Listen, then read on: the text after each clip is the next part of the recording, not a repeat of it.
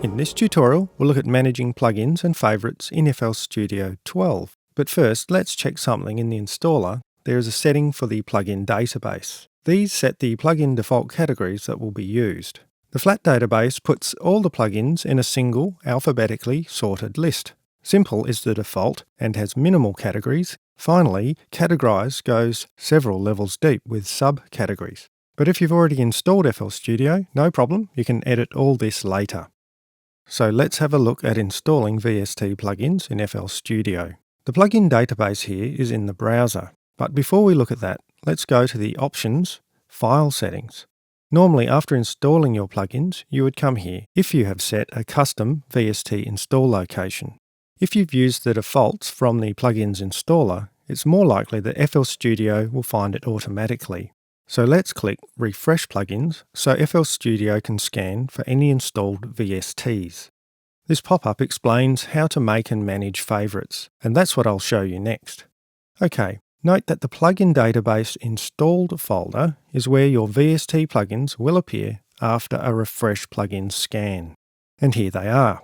This will include all installed plugins, native and VST. Newly scanned plugins will show in orange. Since this is the first scan, they're all highlighted here. The section will be divided into generators, or instruments, and effects, but unless you've done a deep scan, we'll look at that later, you may see both types in each.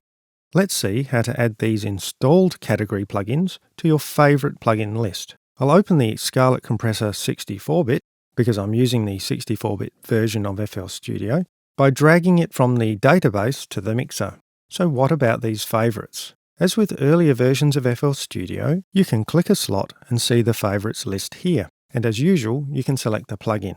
Notice how the plugins are categorized.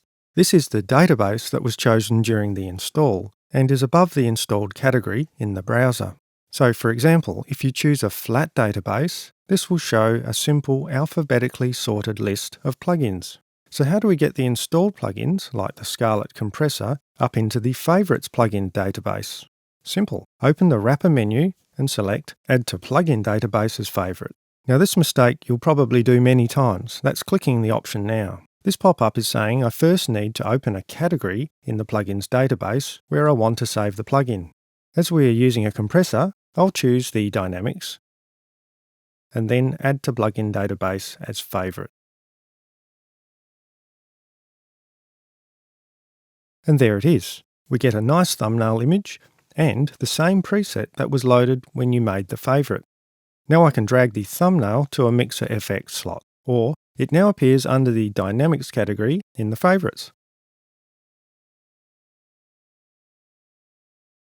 Yes, well, the 3-stack compressors show you I'm some kind of mastering genius. And of course, you can do this with your generators or instruments too.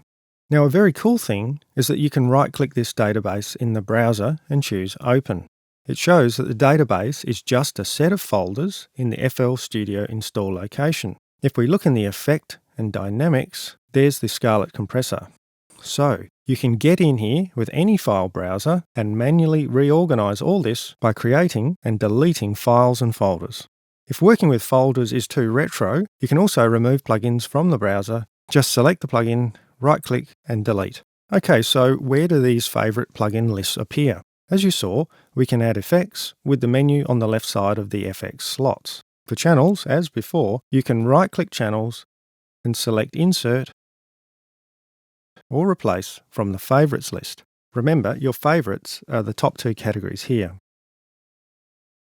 You can also click the plus button down here, and there's also an Add menu item where you can select channels or effects. You also have a plugin picker, which now uses the F8 key, or you can middle-click the desktop. And again, the categories here are the same as those in the plugin database. You can edit and change them. Now, what if you're old school and like the channels or effects, add one more favoriting system from earlier versions of FL Studio? For you, we have the Deep Scan plugin tool. To access this, go to Options, File Settings, and select the Deep Slow Scan option. Then click Refresh Plugin List. Now this time we get a plugin scanner tool. One important point is this allows you to add as many extra VST search locations as you need. Just click the Add Path button and browse to the location and click OK. With that aside, let's click Start Scan to begin the process. Now this may take a while if you have a lot of plugins, but it has some advantages, such as correctly categorizing all your plugins as generators, your instruments, and effects. If a plugin crashes or has issues, it will show in orange in the list to highlight a problem. In this case, it's not Melodyne's fault, it's a great plugin. I just haven't applied my registration key, so it failed to load correctly during the scan. Now back to favourites. Just like the previous editions of FL Studio, you can go down the list and click the favourite switch, and the plugin will be added just like that. Notice the Scarlett compressor is now in the effects, but it's outside the categories at the top. With that, we hope you now understand how to manage your plugins from FL Studio 12 onward. Until next time, enjoy managing your plugins. Actually, no, I didn't mean that, it's boring. But at least you know how.